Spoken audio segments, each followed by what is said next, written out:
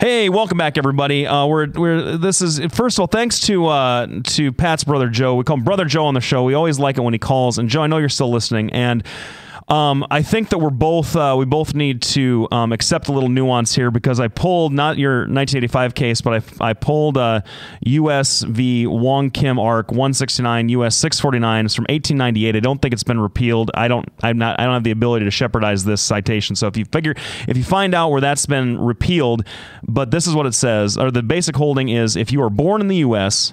of parents who at the time of your birth are subjects of a foreign power, whose parents have a permanent domicile and residence in the United States, and domicile is a legal term of art that anybody can explain, as in you live someplace with the intent to remain there, whose they're carrying on business and are not employed in any diplomatic or official capacity of the foreign power to which they are subject. So basically, a regular Joe from wherever is at the time of that birth a citizen of the United States by virtue of the first clause of the 14th Amendment. What that means is you come here, whoever, a family comes here and establishes a residence here with the intent to remain here and has a child here. They are not citizens of the United States. That child is, by virtue of this case from 1898. Well, yeah, but the domicile. Yeah, but nothing. Hang on.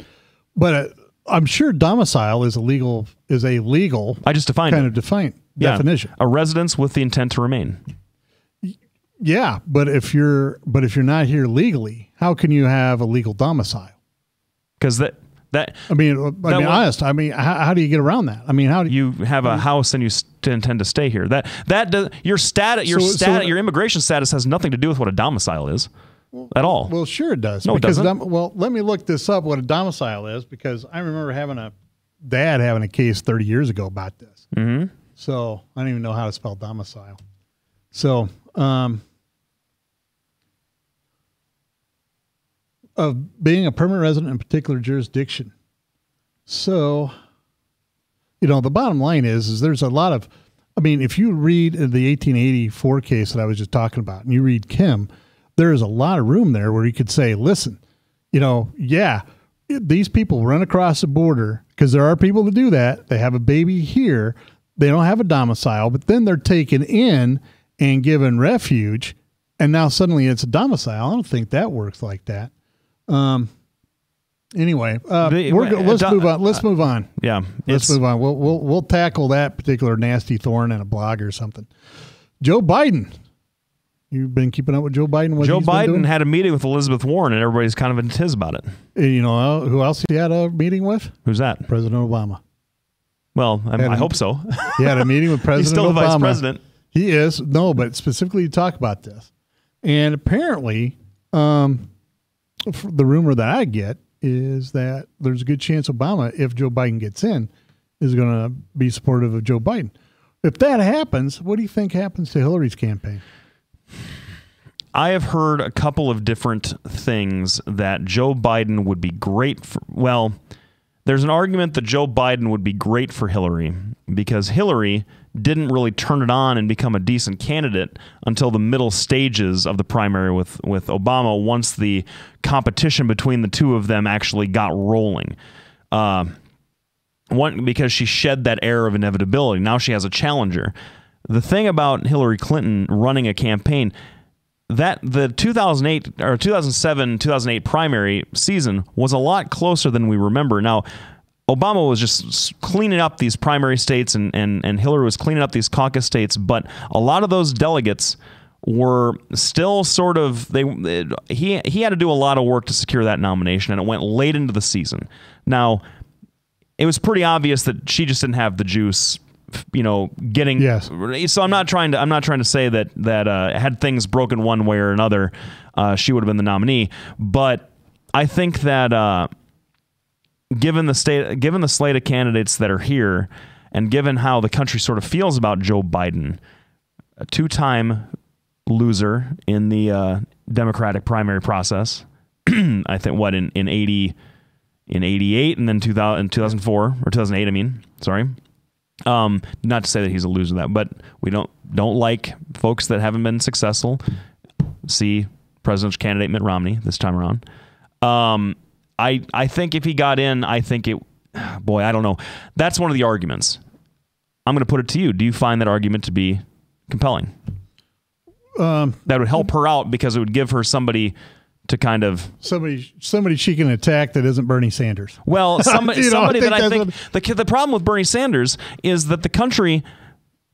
I think the Democrats really like obviously the Democrats really like Bernie Sanders. They really like his ideas, but the realistic Democrats are saying, look, we love the idea. We love the idea of free college. We love it.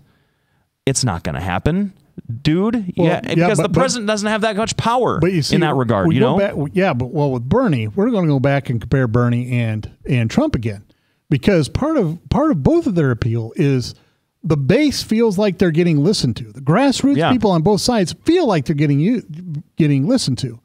Part of the problem with the Republican field is all the candidates in there split that field.